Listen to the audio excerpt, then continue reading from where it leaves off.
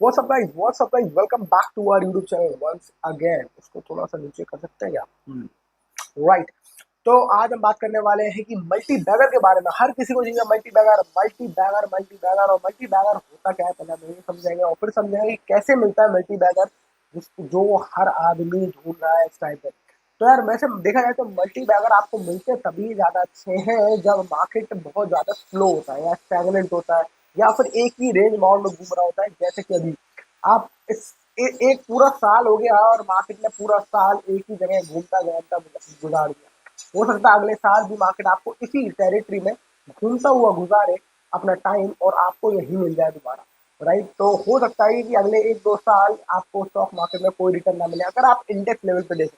पर अगर आपका स्टॉक आपने खुद कुछ कुछ हीरा, अगर आपने कोई खोज लिया है, कोई क्या कहते हैं नगीना, कोई कोयले की खदान में से आपने ढूंढ के निकाल लिया, तो शायद आपका पैसा इस थमे हुए बाजार में भी दुगना या तीन गुना हो सकता है। और वही स्टॉक बनता है मल्टी बैगर। जब ऐसा आपको स्टॉक मिल जाता है जो आपको इस मार्केट में भी आपको रिटर्न दे दे, तो आप सोचिए कि कब, जब वो मार्केट में दोबारा बुल रन आएगा, दोबारा इंडेक्स भागेगा, तो मार्केट में आपको मल्टी बैगर क्या देगा। अब एक बार समझने की कोशिश करते हैं कि मल्टी बैगर होता क्या है।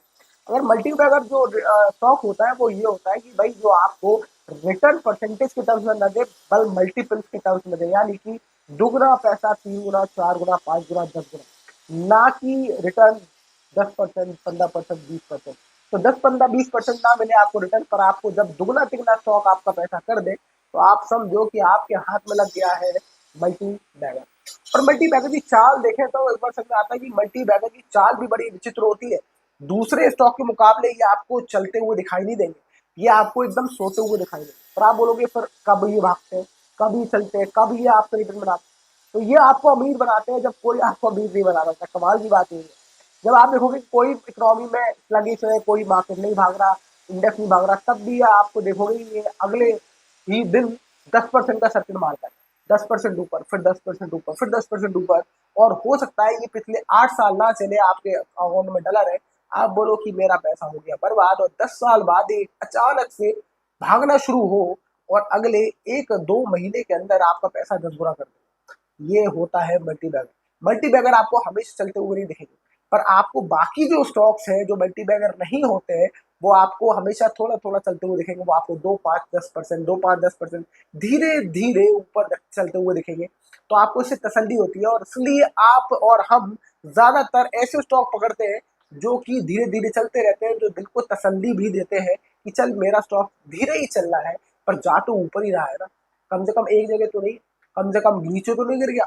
राइट। पर मल्टी बैगर की चाल हमेशा ऐसी होती है कि एकदम से तेज भागेगा ऊपर और एकदम से आधा भी नहीं जाएगा। यानी कि हो सकता है आपका 100 रुपए का स्टॉक हो जाए 500 रुपए का, और फिर गिर के 150 रुपए पे आ जाए। अब आप जब 500 रुपए का स्टॉक दोबारा 150 पे आएगा, तो आप बोलोगे नेट में तो मुझे सिर्फ 50 रुपए का फायदा हुआ, क्योंकि 100 रुपए का आपने तो खरीदा ही था। तो आप बोलोगे यार ये क्या है नाटक। फिर आपका स्टॉक ऊपर भागेगा और फिर 800 रुपए पहुंचेगा और फिर गिर के आ जाएगा दोबारा 300 पे। अब आप 300 पे, आप बोलोगे यार यार दोबारा 300 पे आ गया। तो बहुत सारे लोग, जो मेजोरिटी लोग होते हैं, वो 300 रुपए पे बेच के निकल जाते हैं, क्योंकि वो उससे अब ज्यादा परेशान हो चुके होते हैं कि अगर यार ऊपर गया था इतना अच्छा, मैं तब बेच देता, पर वो मैंने बेचा नहीं, अब तो स्टॉक 300 हो गया, चल 100 रुपए से 300 तो हुआ, दुगना तिगना तो हुआ, तीन गुना तो हो गया, निकल जाते हैं। और वो वहां बेच के निकल जाते हैं, पर वो वहां से फिर भागता है, और भाग कर आप देखोगे वो पहुंचेगा अगली बार 1000 रुपए। तो इस तरीके से मल्टी बैगर की चाल होती है, भागता है गिरता है, भागता है गिरता है, और वो आपके इमोशंस के साथ बहुत ज्यादा आपकी परीक्षा लेता है। पर अब इसके अलावा मल्टी बैगर की चाल भी समझ लिया हमने, ये भी समझ लिया मल्टी बैगर होता क्या है। पर आप अगर मल्टी बैगर ढूंढ रहे हैं, तो क्या चीजें हैं जो आपको देखनी ही चाहिए। और आप याद रखिए कि कोई भी इंसान, हर इतने बड़े बड़े एनालिस्ट, इतने बड़े बड़े स्टॉक मार्केट के ऑपरेटर, इतने बड़े बड़े फंड मैनेजर भी मल्टी बैगर ढूंढ रहे हैं, और आप भी ढूंढ रहे हैं। और आपको लगता है कि आप वो नहीं ढूंढ पाएंगे और आप ढूंढ लोगे? क्या आपके पास ज्यादा डेटा का सोर्स है, या क्या आपके पास ज्यादा इंफॉर्मेशन है, ज्यादा पैसा है खर्च करने के लिए, इंफॉर्मेशन निकालने के लिए? आई थिंक नहीं। पर तब भी आप एक हिमाकत कर सकते हैं, क्योंकि आपके पास जो डेटा है आप वो तो कोशिश करिए। क्योंकि अगर देखा तो ये गया है कि बड़े बड़े फंड मैनेजर भी मल्टी बैगर ढूंढने में फ्लॉप रह गए। तो आप मल्टी बैगर कौन सा होगा शेयर, ये एग्जैक्टली जो हम बात करने वाले हैं जिस पैरामीटर्स पे, उस पर तो डिपेंड नहीं करता, पर काफी हद तक उस पर भी डिपेंड करता है। तो ये पैरामीटर्स तो आप अपने पास रट गुट लो अपने मन में कि ये तो आपको चेक करना ही है, और बाकी की कहानी भगवान भरोसे छोड़, राइट। उसके बाद ऑब्वियसली ट्रैक तो करना ही है अपने स्टॉक को, पर देखते हैं हम कौन से पैरामीटर्स के बारे में बात कर रहे हैं जो कि जरूर जरूर आपको चेक करना है। पहली बात, consistent revenue and profit growth. भाई कंसिस्टेंटली आपका स्टॉक ऊपर भागना चाहिए, आपको लगातार हर क्वार्टर ऑन क्वार्टर और साल दर साल आपको ये प्रॉफिट आगे भागता हुआ दिखना चाहिए। वैसे क्वार्टर के जो रिटर्न है आप उसको थोड़ा सा दरकिनार कर सकते हो, क्योंकि कभी कभी हो जाता है एक क्वार्टर पे आपका स्टॉक खराब मिल जाए या क्वार्टर पे उसका रिटर्न बहुत अच्छा ना आए, बट साल दर साल अगर आप देखो तो आपको स्टॉक को ऊपर ही भागना चाहिए। अगर ये कंसिस्टेंट भाग रहा है तो पोटेंशियल चांसेस हो सकते हैं ये आपका आपको मल्टी बैगर बन जाएगा। दूसरी चीज है प्रॉफिट ग्रोथ।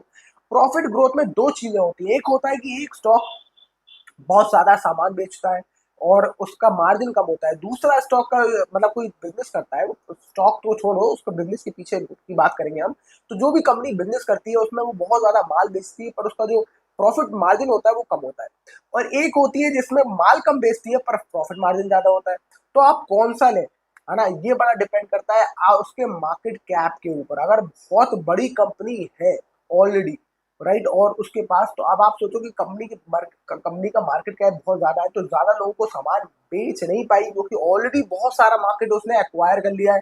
तो अगर उसके पास प्रॉफिट मार्जिन बहुत थिन है और बहुत ज्यादा उसने मार्केट ऑलरेडी एक्वायर कर लिया है, तो आगे चलने के लिए उसके पास चाल कम है। पर अगर कंपनी बहुत छोटी है और उसके पास प्रॉफिट मार्जिन भी अच्छा है अपने पास, तो ऐसी कंपनी आप ढूंढ सकते हैं, क्योंकि आप कंपनी छोटी है, अभी उसने बहुत ज्यादा सेल्स करी नहीं है, आगे बहुत सारे लोगों को माल अपना बेच सकती है, और बेचेगी तो प्रॉफिट मार्जिन भी मोटा है। तो आपको सेल्स ग्रोथ भी देख सकते हो कि आप सेल्स प्रॉफिट कि हर साल अपनी कंपनी सेल्स बढ़ा रही है कि नहीं बढ़ा रही है। तो आपको ये भी बहुत इंपॉर्टेंट पैरामीटर पड़ता है आपके लिए। और ये भी देखना कि प्रॉफिट ग्रोथ जो है वो आपकी मार्जिनल मार्जिन क्या है, प्रॉफिट मार्जिन थिन है या फिर प्रॉफिट मार्जिन बहुत मोटे हैं। ये भी बहुत इंपॉर्टेंट पैरामीटर्स होता है देखने के लिए। दूसरा एक इंपॉर्टेंट चीज है low debt and high ROE. Low debt यानी कर्जा कम और रिटर्न ऑन इक्विटी ज्यादा। अब रिटर्न ऑन इक्विटी ज्यादा है, रिटर्न ऑन इक्विटी की अगर हम बात करें तो भाई रिटर्न ऑन इक्विटी तो वही हुआ कि जो पैसा वो आपसे लेते हैं शेयर बेचकर, उस पैसे का डिप्लॉयमेंट कैसा हो रहा है। अगर वो पैसा का डिप्लॉयमेंट सही हो रहा है तो रिटर्न ऑन इक्विटी अपने आप ही ज्यादा आएगा। और अगर आरओई बहुत बढ़िया है स्टॉक का, तो आप एक चीज से श्योर कर सकते हैं कि वो पैसा आपका सही यूटिलाइज कर रहा है। पर एट द सेम टाइम अब हम कर्जे की बात करते हैं, लो डेट यानी कि कर्जा कमी होना चाहिए।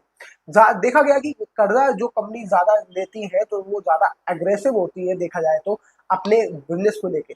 बट बिजनेस को अग्रेसिव लेना और ज्यादा कर्जा होना एक अलग चीज भी है, क्योंकि अगर ज्यादा कर्जा हो गया किसी कंपनी को और बहुत अग्रेसिव चल रहे हैं और उसके बाद वो कर्जा नहीं कर पाए या कर्जे को हैंडल नहीं कर पाए या मैनेज नहीं कर पाए, तो your company will just go to disaster.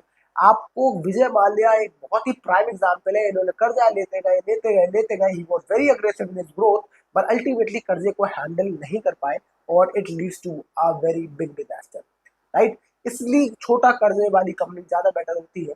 और आप बिना कर्जे वाली कंपनी भी ढूंढ सकते हैं, पर बिना कर्जे वाली कंपनी आप ये समझो कि अगर लोग कर्जा नहीं ले रहे यानी कि उनके अंदर कॉन्फिडेंस नहीं है अपने बिजनेस को एक्सपैंड करने का, तो बिजनेस को एक्सपैंड करने के लिए आपको कर्जे की जरूरत होती है। और कर्जा जितना हेल्दी हो उतना अच्छा, मतलब कि जितना कम हो, कम कर्जे वाली कंपनी फिर भी बेटर होती है, राइट। तीसरा इंपॉर्टेंट चीज है scalability. Scalability of a business model, ये बहुत इंपॉर्टेंट पॉइंट है कि आप जो भी बिजनेस खरीद रहे हो, देखिए आप स्टॉक नहीं खरीद रहे, आप बिजनेस खरीद दो, आप कुछ भी बिजनेस खरीद रहे हो वो स्केलेबल होना चाहिए, यानी कि वो बड़ा होने की उसकी क्षमता होनी चाहिए। फॉर एग्जाम्पल मैं आपको ये इस यूट्यूब से वीडियो बना रहा हूँ, अगर ये इस यूट्यूब वीडियो से का जो वीडियो है वो बहुत स्केलेबल है। क्यों स्केलेबल है? क्योंकि ये वीडियो जो जाएगा नेट पे वो कितने लोगों तक पहुंच सकता है, राइट। तो ये जो बिजनेस मॉडल है ये स्केलेबल है, आप कितने ही लोगों तक पहुंच सकते हो। बट बहुत सारी चीजें तो स्केलेबल नहीं होती, जैसे कि सत्येंद्र का सत्तू। अगर कोई कंपनी सत्येंद्र का सत्तू बेचती है तो वो सत्तू कौन खरीदेगा? आप समझ जाइए, सत्तू खरीदने वाला ज्यादातर लोग पब्लिक है वो सारी बिहार की होगी आपको, या पूर्वी क्षेत्र की होगी, पर शायद ईस्ट क्षेत्र में आए आप या फिर नॉर्थ क्षेत्र में आए तो नॉर्थ क्षेत्र में सत्येंद्र का सत्तू कोई घास भी नहीं डालेगा। क्यों नहीं डालेगा? क्योंकि उनके उनके जो फूड हैबिट्स है वो कंप्लीटली डिफरेंट है। आप इंडिया के बाहर सत्तेन का सत्तू थोड़ा बेच पाओ, और आप इंडिया के बाहर बेच भी रहे हो तो कितनी पब्लिक है जो बिहार से आती है, बहुत इतनी ज्यादा तो नहीं है, तो आप इतना बेच भी नहीं पाओगे। तो इसलिए इंपॉर्टेंट है कि आप ऐसा प्रॉफिट बनाओ, ऐसा कोई प्रोडक्ट बनाओ, ऐसा बिजनेस बनाओ जो स्केलेबल हो, यानी कि आप कितने ही लोगों को वो बेच सको। और इसलिए इसका एक प्राइम एग्जाम्पल है कि आईटी सर्विसेज का बिजनेस हमेशा बहुत ज्यादा स्केलेबल होता है, क्योंकि आपको इनिशियल जो ऑपरेशन बनाने में उसमें टाइम तो लगता है, इनिशियल जो उसका इंफ्रास्ट्रक्चर जो बनाने में टाइम तो लगता है, पर एक बार वो सेटअप हो गया अब वो बहुत स्केलेबल है, क्योंकि अब आपको दोबारा कुछ सेटअप नहीं करना, अब सिर्फ पब्लिक को बढ़ाते जाना है, ऑन बोर्डिंग करते जाना है लोगों की। इसी तरीके से आप देखो जोमेटो का बिजनेस स्टार्टिंग में बहुत ज्यादा पैसा पैसा पैसा पैसा ठोका, अब थोड़ा कंपनी में प्रॉफिट आने लगा है, और वो स्टार्टिंग में जो उसमें बहुत ज्यादा पैसा लगा, अब कंपनी उसको कितना भी स्केल कर सकती है, और they are trying to scale it as much as possible. तो ऐसे कोई भी आईटी से रिलेटेड जो सर्विसेज है उनकी स्केलेबिलिटी बहुत बढ़िया होती है, ऐसे ही आपको स्केलेबिलिटी वाले बिजनेस ढूंढने। चौथा इंपॉर्टेंट पॉइंट है, it should have a strong promoter holding, यानी कि प्रोमोटर जो है, जो कंपनी का मालिक है, उसको उसको अपने बिजनेस पर कॉन्फिडेंस बहुत अच्छा होना चाहिए। तो प्रोमोटर की जो स्टेक्स है वो अच्छी खासी होनी चाहिए, जिससे कि आपको भी लगे कि अगर कंपनी के मालिक को ही कॉन्फिडेंस अपने ऊपर, तो हमें भी कॉन्फिडेंस, ना कि ऐसे स्टॉक में आप घुसे जिसमें कंपनी अपने जो का मालिक ही अपने स्टेक्स बेच रहा हो और आपके पास पूरे स्टॉक्स हो। तो प्रोमोटर होल्डिंग बहुत ही इंपॉर्टेंट फैक्टर प्ले करता है। प्रोमोटर होल्डिंग थोड़ी बहुत बेचना तो ठीक है, 50% तक लोग बेच देते हैं, पर मुझे लगता है 50% के नीचे अगर प्रोमोटर ने अपने स्टेक्स बेचे हुए हैं और उसे कोई ज्यादा खरीद रहा है, स्पेशली पब्लिक ज्यादा खरीद रही है, तो that is not a good sign. It may be a red flag for you to invest in such stocks, right. आखिरी जो हम बात करने वाले हैं पॉइंट, वो which is undervaluation as per Warren Buffett indicator, PEG ratio और ये सारी चीजें। पैग रेशियो के ऊपर हम किसी वीडियो बना सकते हैं एक बार स्पेशली, पर हम तब भी एक बार समझ लेते हैं कि पैग रेशियो बेसिकली होता है पी रेशियो प्लस ग्रोथ। तो पी रेशियो और आप ग्रोथ को इन्वॉल्व कर देते हो, तो आपको ये देखना है कि उसका प्राइस टू अर्निंग कितना है, सेल्स ग्रोथ कितनी है, और उस हिसाब से कंपनी में जितना उसका पी का वैल्यूएशन है उस हिसाब से ग्रोथ है कि नहीं, यानी कि प्राइस टू अर्निंग जो पी वैल्यूएशन है, पी हमेशा कम होनी चाहिए और ग्रोथ उस हिसाब से उसमें ज्यादा होनी चाहिए, उस हिसाब से आप अपने स्टॉक का सिलेक्शन कर पा सकते हैं। तो आई होप इस सारे पैरामीटर्स को आप अपने घोट के पी लो। इनफैक्ट आपको अगर मल्टी बैगर ढूंढना है तो, और ये सारे पैरामीटर्स के बाद भी अगर आपको मल्टी बैगर मिल जाएगा, इसकी कोई गारंटी नहीं है, क्योंकि मार्केट में और भी बहुत सारे फोर्सेस काम करते हैं। Right time, right exactly right place, और वही होता है कि अगर आप बहुत लकी हैं कि अगर आपने राइट टाइम पे सही नॉलेज ले ली, राइट टाइम पे आप खड़े हो गए और आपको राइट टाइम पे सही बंदा वहां से गुजर गया, उसकी नजर आप पर पड़ गई और आप उसने कहा कि भाई तुझे तेरी तो मुझे जरूरत है, आजा तेरे को स्टार बना दूं।